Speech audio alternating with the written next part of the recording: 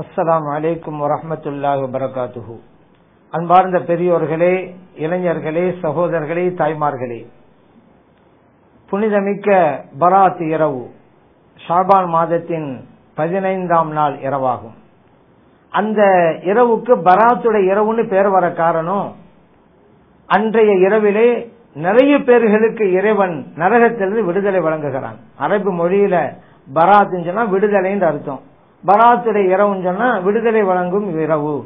அல்லாஹு தஆலா நிறைய பேர்களுக்கு எந்த அளவுக்குன்னு சொன்னா நபிகள் நாயகம் ஸல்லல்லாஹு அலைஹி வஸல்லம் சொல்லி காட்டுறாங்க, அன்றைய இரவிலே கல்பு கூட்டத்தாரிடம் உள்ள ஆடுகளுடைய உரோமங்களின் எண்ணிக்கை அளவை விட அதிகமானவர்களுக்கு அல்லாஹு தஆலா மன்னிப்பு வழங்குகிறான், விடுதலை வழங்குகிறான் என்று நபிகள் நாயகம் ஸல்லல்லாஹு அலைஹி வஸல்லம் சொல்லி காட்டியிருக்கிறாங்க. இது இப்னு மாஜால பதிவு செய்யப்பட்டிருக்கு. இப்ப நிறைய பேர்களுக்கு விடுதலை கிடைக்கிறது அந்த இரவுல. அப்படிங்கறதுனாலதான் அந்த இரவுக்கு பராத்துடைய இரவு, விடுதலை வழங்குகின்ற இரவு அப்படின்னு பேர் வர காரணம். சில பேரு அப்படிலாம் ஒரு இரவே கிடையாதுங்க அப்படிம்பாங்க. அது என்ன, அதுக்கு ஒரு ஆதாரமா அந்த இரவு இருக்கு அப்படிங்கறது ஆதாரம் என்ன, ஹதீஸ்ல இருக்குது அப்படிங்கறது தான். நபிகள் நாயகம் ஸல்லல்லாஹு அலைஹி வஸல்லம் அவர்கள் அந்த இரவுடைய சிறப்புகளை பற்றி நிறைய பேசி இருக்கிறாங்க. அதை நான் உங்களுக்கு சொல்லி காட்டுறேன். ஆனா இல்ல, இந்த இரவே இல்ல அப்படிங்கறதுக்கு ஷபே பராத் தான் சொல்றாங்க. ஷபே அப்படிங்கறது கூட அரபி மொழி கிடையாதுல. இதுல இருந்து நீங்க புரிஞ்சு கொள்ளலாம். அப்ப இது மார்க்கத்துல இல்லாத ஒன்று, இதுவும் ஆதாரம் அப்படின்னு சொன்னா ஹஜ்ஜு பெருநாள் ஒண்ணு இருக்குதா இல்லையா? ஆமா. அதுக்கு பக்ரீத் தானே சொல்றாங்க. என்ன பக்ரீத்ங்கிறது அரபி வார்த்தையா? அப்ப இது பக்ரீத் தான் சொல்றாங்க ஹஜ்ஜு பெருநாளைக்கு. அது அரபி வார்த்தை இல்ல, அதனால ஹஜ்ஜு பெருநாளே கிடையாதுன்னு சொல்லுவாங்களா இந்த வஹாபிகள்? எவ்வளவு பெரிய அறியாமை வெளிப்படுத்துகிறார்கள் பாருங்கள். அதனால மக்கள் விளங்குவதற்காக வேண்டி ஒரு வார்த்தையை வேறு மொழியில சொல்வது இயற்கை. ஹஜ்ஜு பெருநாளைக்கு பக்ரீத்னு சொல்ற மாதிரி இந்த பராத்துக்கு ஷபே பராத்துங்கிற வார்த்தையை சொல்றாங்க. அதுக்காக வேண்டி வேறு மொழிகளுடைய வார்த்தை எல்லாம் வந்திருக்கிறது. ஆகவே இது மார்க்கத்திலே இல்லைன்னு சொல்ல முடியுமா? நபிகள் நாயகம் ஸல்லல்லாஹு அலைஹி வஸல்லம் அவர்கள் இந்த இரவுடைய சிறப்பை பற்றி பல்வேறு ஹதீஸ்ல சொல்லி காட்டியிருக்கிறாங்க. நபிகள் நாயகம் ஸல்லல்லாஹு அலைஹி வஸல்லம் சொன்னாங்க, இந்த ஷாபான் மாதத்துல 15ஆம் நாளுடைய இரவு வந்து விட்டால் நீங்கள் இரவிலே நின்று வணங்குங்க, பகல்ல நோன்பு வைங்க. காரணம், அல்லாஹு தஆலா சூரியன் மறைந்த உடனே, அந்த இரவிலே சூரியன் மறைந்த உடனே, அதாவது மக்ரிப் நேரத்துல முதல் வானத்திற்கு இறங்கி வருகிறான். இறைவன் கேட்கிறான், என்ன நான் பாவ மன்னிப்பு தேடுபவர் யார்? நான் பாவ மன்னிக்க தயாராக இருக்கிறேன். என்னட்ட ரிஸ்கை தேடுபவர் யார்? நான் ரிஸ்க வாரி வழங்க தயாராக இருக்கிறேன். சோதனைக்கு உள்ளாக்கப்பட்டவர் யார்? அவருடைய சோதனை அகற்றி அவருக்கு நல்சுகம் வழங்க நான் தயாராக இருக்கிறேன் என்று இறைவன் அடியார்களை பார்த்து கேட்டுக்கொண்டே இருப்பான் ஃபஜ்ருடைய நேரம் வருகின்ற வரைக்கும் என்றார்கள் நபிகள் நாயகம் ஸல்லல்லாஹு அலைஹி வஸல்லம் அவர்கள். இப்னு மாஜாவிலே பதிவு செய்யப்பட்ட ஹதீஸ். ஆயிஷா சித்திகா ரலியல்லாஹு அன்ஹா சொல்றாங்க, நபிகள் நாயகம் ஸல்லல்லாஹு அலைஹி வஸல்லம் ஒரு நாள் என்னுடைய படுக்கையிலே திடீரென்று காணோம். அவங்கள தேடி நான் வீட்டை விட்டு புறப்பட்டு போனேன். ஜன்னத்துல் பக்கைங்கிற கபூர்ஸ்தான்ல ஸல்லல்லாஹு அலைஹி வஸல்லம் இருந்துகிட்டு இருந்தாங்க. அவங்க தங்களுடைய கைகளை வானத்தின் பக்கம் உயர்த்தி பிரார்த்தனை பண்ணிக்கிட்டு இருந்தாங்க. என்ன பார்த்தவன கேட்டாங்க, ஆயிஷாவே, இறைவனும் இறைத்தூதர் ஸல்லல்லாஹு அலைஹி வஸல்லம் அவர்களும் உனக்கு அநீதம் இழைத்து விடுவார்கள் என்று அஞ்சினாயா என்று கேட்டாங்க. அப்படியெல்லாம் இல்லை யார சொல்லலாம், உங்கள் துணைவியருடைய வீட்டுக்கு நீங்க போயிருப்பீங்களோ என்று நினைச்சேன், அதான் நான் புறப்பட்டு தேடி வந்தேன் அப்படின்னு நான் சொன்னேன். இப்ப நபிகள் நாயகம் ஸல்லல்லாஹு அலைஹி வஸல்லம் சொன்னாங்க, ஆயிஷாவே, இந்த ஷாபான் மாதத்தினுடைய 15ஆம் நாளுடைய இரவு இருக்கிறது அல்லவா, அந்த அன்னைக்கு அல்லாஹு தஆலா முதல் வானத்திற்கு இறங்கி வருகிறான். கல்பு கூட்டத்தாரிடம் உள்ள ஆடுகளுடைய ரோமங்களின் எண்ணிக்கை அளவை விட அதிகமானவர்களை மன்னிக்கிறான் என்றார்கள் நபிகள் நாயகம் ஸல்லல்லாஹு அலைஹி வஸல்லம் அவர்கள். இந்த ஹதீஸ் திர்மிதில பதிவு செய்யப்பட்டிருக்கு, இப்னு மாஜால பதிவு செய்யப்பட்டிருக்கு, அஹ்மதுல பதிவு செய்யப்பட்டிருக்கு, இப்னு அபி ஷைபாலும் பதிவு செய்யப்பட்டிருக்கு. இவ்வளவு ஹதீஸ் கிதாபுல பராத் இரவுன்னு ஒண்ணு இருக்குது. அந்த இறப்புக்கு தனி சிறப்பு இருக்கிறது. நின்று வணங்கணும், பகல்ல நோன்பு வைக்கணும் என்றெல்லாம் இருக்கின்ற போது அப்படிப்பட்ட ஒரு இரவே இல்லை என்று சொல்வதற்கு எப்படி இவர்களுக்கு மனம் வந்தது? காரணம், வணக்க வழிபாடுகளிலிருந்து மக்களை தடுக்க வேண்டும் என்கின்ற எண்ணம் இருக்கிறதுனால இந்த இரவே கிடையாது அப்படின்னு சொல்லி புனிதமான இரவுல வணக்கங்கள் செய்வதை விட்டும் தடுக்க பார்க்கிறார்கள். அதற்கு இளைஞர்கள் இடம் அளித்து விடக்கூடாது. நம்ம படைக்கப்பட்டதே எதுக்குங்க? அல்லாஹ்வை வணங்குறதுக்கு தானங்க. இதுக்கு போய் ஒரு ஆதாரமா? அல்லாஹ் குர்ஆன் சொல்லிட்டான வமா ஹலக்துல் ஜின்ன வல் இன்ஸ இல்லா லியஅபுதூன், மனித இனத்தையும் ஜின் இனத்தையும் என்னை வணங்குவதற்குத்தான் படைத்தேன்ட்டான். அந்த அன்னைக்கு நம்ம என்ன செய்யறோம்? அல்லாஹ்வை தானே வணங்குறோம். அல்லாஹ்வுடைய பள்ளிவாசல்ல போய் வணங்குறோம், சொல்லுகிறோம், திக்ர் செய்யறோம், ஸலவாத் ஓதுறோம், குர்ஆன் ஓதுறோம், குர்ஆன் ஹதீஸ் சம்பந்தப்பட்ட பயான் நடத்துறோம். எல்லாம் மார்க்கத்தில் இருக்கக்கூடியது. வணக்கம் செய்ய மனிதன் படைக்கப்பட்டான். அப்படி இருக்கும் பொழுது என்ன ஆதாரம்? போய் தூங்க அப்படின்னு சொன்னாக்க அந்த அன்னைக்கு அரட்டை அடிச்சிட்டு இருக்கலாமா? பராத்திர அன்னைக்கு நல்லடியார்கள், சுன்ன ஜமாத்தி சார்ந்த நல்லடியார்கள் என்ன செய்யறாங்க? வணக்கம் செய்து இருக்கிறாங்க. இந்த ஒரு வணக்கமே இல்லை என்று சொல்லக்கூடியவர்கள் தேவையில்லாத காரியங்களில் ஈடுபட்டு பாவத்தை சம்பாதித்துக் கொண்டிருக்கிறார்கள். அந்த அன்னைக்குத்தான் வணங்க வேண்டும் என்பதற்கு என்ன ஆதாரம் அப்படின்னு சில பேர் இப்ப கேட்டுக்கிட்டு இருக்கிறாங்க. சரி, அந்த அன்னைக்கு சாப்பிடலாமா? சாப்பிடலாம். அந்த அன்னைக்கு சாப்பிடலாங்கிறது என்ன ஆதாரம்? அந்த அன்னைக்கு எழுதலாங்கிறது என்ன ஆதாரம்? அந்த அன்னைக்கு பேசலாங்கிறது என்ன ஆதாரம்? அந்த அன்னைக்கு தூங்கலாங்கிறது என்ன ஆதாரம்? அப்ப யாரும் எதுவும் செய்ய முடியாத? நல்வணக்கம் செய்வது எல்லா நாளிலும் கூடும். அந்த நாளிலும் அதிகம் நாம செய்யறோம். அதுக்காக மற்ற நாள்கள்லாம் வணக்கம் செய்யக்கூடாது, அந்த நாள் தான் செய்யணும்னு சொன்னோமா? நபிகள் நாயகம் ஸல்லல்லாஹு அலைஹி வஸல்லம் அவர்கள் அது புனிதமான நாள், இறைவன் மன்னிப்பு தருகின்ற நாள், ரிஸ்க் தருகின்ற நாள், அதனால் உங்களுடைய வணக்க வழிபாட்டை அதிகமாக்கிக் கொள்ளுங்கள் என்று இறை தூதர் ஸல்லல்லாஹு அலைஹி வஸல்லம் சொன்னதால் அப்ப நாம் செய்து கொண்டிருக்கிறோம்ங்கிறத நினைவிலே வைக்க வேண்டும். அதே போல இப்னு உமர் ரலியல்லாஹு அன்ஹு அவங்க அறிவிக்கிறாங்க, 5 இரவுகள் உண்டு, அவற்றிலே நாம் செய்கின்ற துஆ அல்லாஹ்வால் அங்கீகரிக்கப்படும், மறுக்கப்படாது.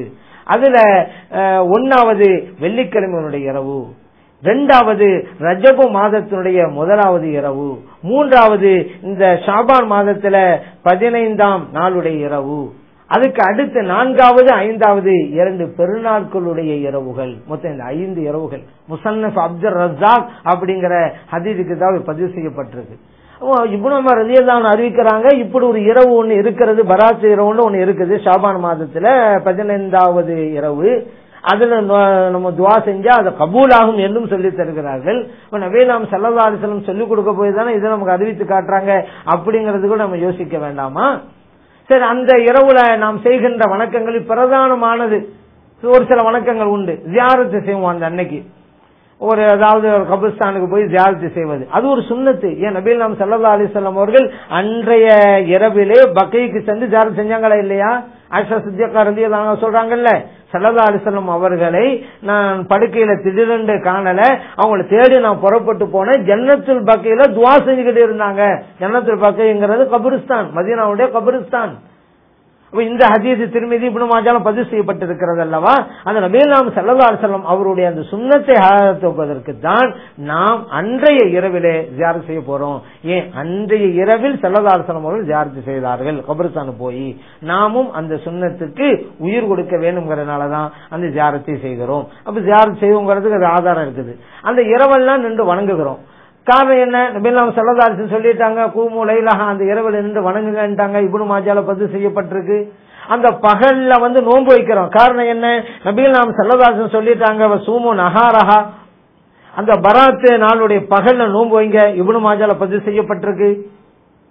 நம்ம யாருடைய சொல்ல கேட்கணும், யாரை பின்பற்றணும்? அல்லாஹ் யாரை பின்பற்ற சொன்னா?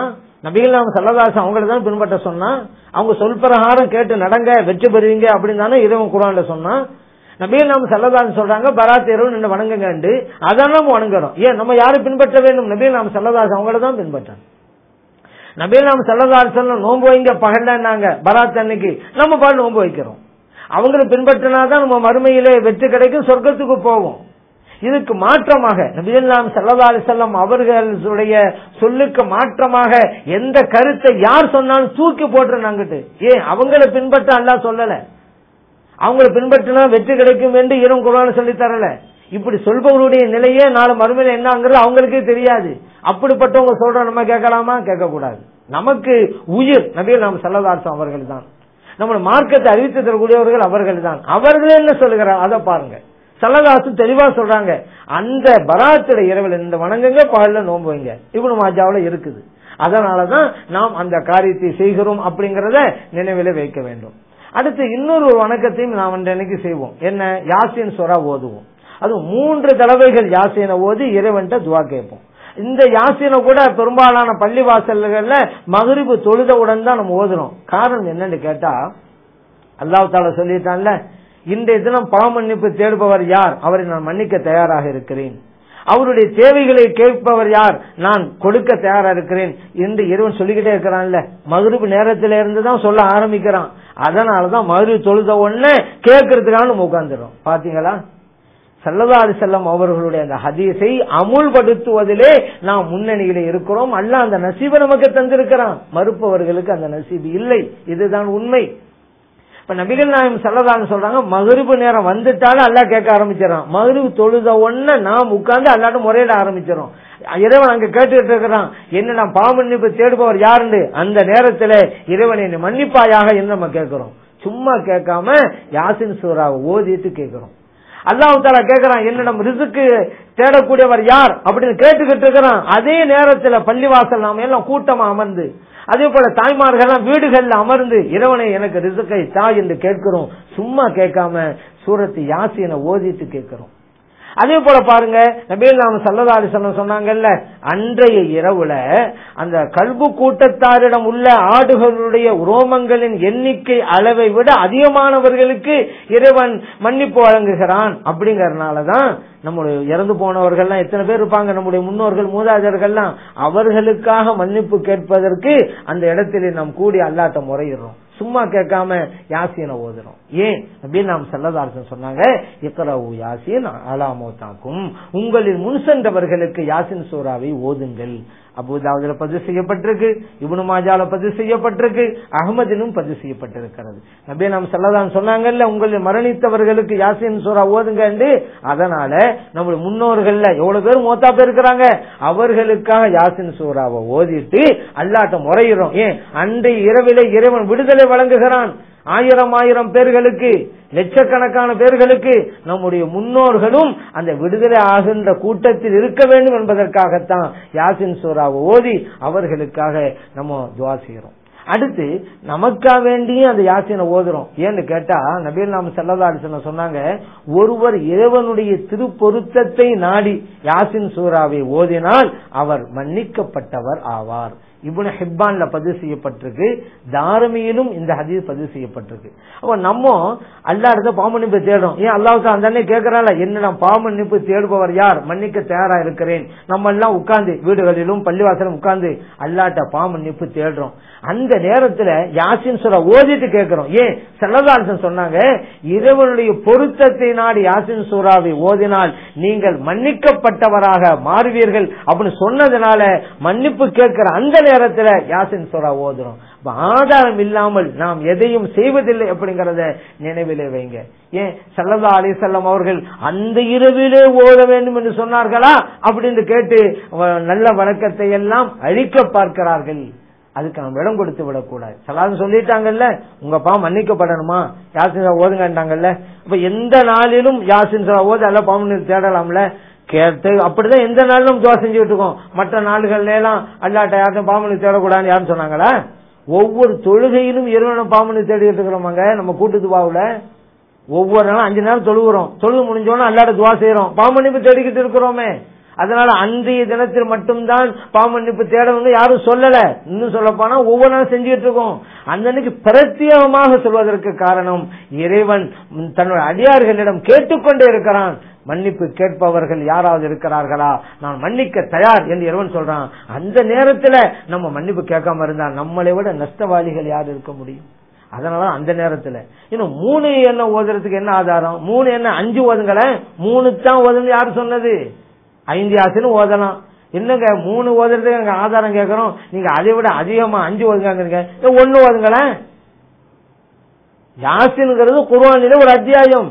நபிகள் நாயகம் ஸல்லல்லாஹு அலைஹி சொன்னாங்க, ஒவ்வொன்றுக்கும் ஒரு இதயம் உண்டு. குர்ஆனுடைய இதயம் யாசின் தாங்க. குர்ஆன் ஓதுவதற்கு ஒரு டைம் இருக்கா? பராத் இரவுக்கு குர்ஆன் ஓதக்கூடாதா? அல்லாஹ் சொல்லி இருக்கிறானா? எல்லா நாளிலும் ஓதுங்க, ஆனா பராத் இரவு குர்ஆன் ஓதாதீங்கன்னு தானா நபிகள் நாயகம் ஸல்லல்லாஹு அலைஹி சொன்னாங்களா? எந்த நாளிலும் ஓதலாம்ல, அந்த நாள்ல ஓதுறோம், பராத்தனுக்கு ஓதுறோம். மற்ற நாள்கள்ல நம்ம ஓதாம இருந்து அந்த ஒரு நாள் மட்டும் ஓதினால் இவங்க கேட்கற நியாயம் இருக்கு. ஏங்க மற்ற நாள்ல இங்க ஓதலையில, யாசின் ஓதலையில, ஏன் இந்த மட்டும் ஓதுவீங்க அப்படின்னு கேட்கறதுல நியாயம் இருக்குது. நம்ம தான் ஒவ்வொரு நாள் ஓதுறோம். எத்தனை வீடுகள்ல நம்ம யாசின் ஓதிக்கிட்டு தான் இருக்கிறோம். பள்ளி வாசல்கள்ல எல்லாம் வெள்ளிக்கிழமை எல்லாம் ஓதிக்கிட்டு தான் இருக்கிறோம். ஒவ்வொரு நாள் நடைபெறுகிற காரியம் தான் அந்த அன்னைக்கு செய்யறோம். அந்த அன்னைக்கு செய்யக்கூடாது என்று சொல்வதற்கு யாருக்கு அதிகாரம் இருக்கிறது? எந்த நாளிலும் குர்ஆனை ஓதலாம் என்று இறைவனும் இறைத்தூதர் ஸல்லல்லாஹு அலைஹி வஸல்லம் சொல்லியிருக்கும் பொழுது பராத் அன்னைக்கு யாசின் ஓதாத என்று சொல்லுகிற அதிகாரம் யாருக்கு உண்டு?